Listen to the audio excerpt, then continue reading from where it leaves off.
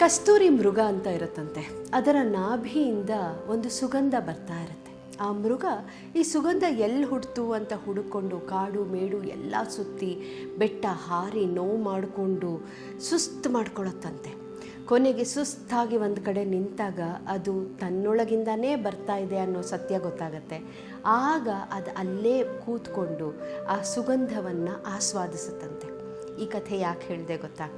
ನಾವು ಕೂಡ ಸಂತೋಷವನ್ನು ಯಾವ್ಯಾವುದೋ ವಸ್ತುವಿನಲ್ಲಿ, ಯಾರ್ಯಾರೋ ವ್ಯಕ್ತಿಗಳಲ್ಲಿ ಹುಡುಕ್ತಾ ಇರ್ತೇವೆ. ಇದರಿಂದ ನನಗೆ ಸಂತೋಷ ಸಿಗುತ್ತೆ, ಇವ್ರು ನನ್ನ ಜೀವನದಲ್ಲಿ ಸಂತೋಷ ತಗೊಂಡು ಬರ್ತಾರೆ ಅಂತ ನಮ್ಮ ಸಂತೋಷದ ವ್ಯಾಖ್ಯಾನವನ್ನು ಮತ್ತೊಬ್ಬರಿಗೆ ಟ್ಯಾಗ್ ಮಾಡಿ ನಾವು ಹುಡುಕ್ತಾ ಇರ್ತೇವೆ. ಎಲ್ಲಿಯವರೆಗೆ ನಾವು ನಮ್ಮ ಸಂತೋಷವನ್ನು ಬೇರೆಯವರಲ್ಲಿ ಅಥವಾ ಬೇರೆ ವಸ್ತುಗಳಲ್ಲಿ ಹುಡುಕ್ತಾ ಇರ್ತೀವೋ ಖಂಡಿತ ನಮಗದು ಸಿಗೋದಕ್ಕೆ ಸಾಧ್ಯ ಇಲ್ಲ.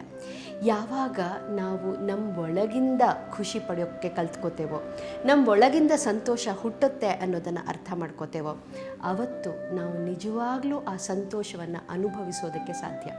ಒಮ್ಮೆ ಯೋಚನೆ ಮಾಡಿ ನೋಡಿ, ನಾವು ಯಾವತ್ತೂ ಈ ವಸ್ತುಗಳಿಂದ ಅಥವಾ ವ್ಯಕ್ತಿಗಳಿಂದ ದೂರ ನಿಂತ್ಕೊಂಡು ನಾವು ಹೇಗಿದ್ದರೂ ಚೆನ್ನಾಗಿದ್ದೇವೆ, ನಮ್ಮ ಲೈಫನ್ನು ನಾವು ಚೆನ್ನಾಗಿ ಲೀಡ್ ಮಾಡುವಂಥ ಒಂದು ಸಾಮರ್ಥ್ಯ ನಮಗಿದೆ ಅಂತ ನಿರ್ಧಾರ ಮಾಡಿದ್ರೆ ನಮ್ಮ ಜೀವನದಲ್ಲಿ ದುಃಖ ತರೋದಕ್ಕೆ ಯಾರಿಗೂ ಸಾಧ್ಯ ಇಲ್ಲ. ನಾವು ಎಲ್ಲಿದ್ದರೂ ಖುಷಿಯಾಗಿರ್ತೀವಿ. ಆದ್ದರಿಂದನೇ ಮೊದಲು ನಾವು ನೆನ್ಪಿಟ್ಕೋಬೇಕಾಗಿರೋದು ಈ ಕೃಷ್ಣ ಮೃಗದ ಕಥೆಯನ್ನು.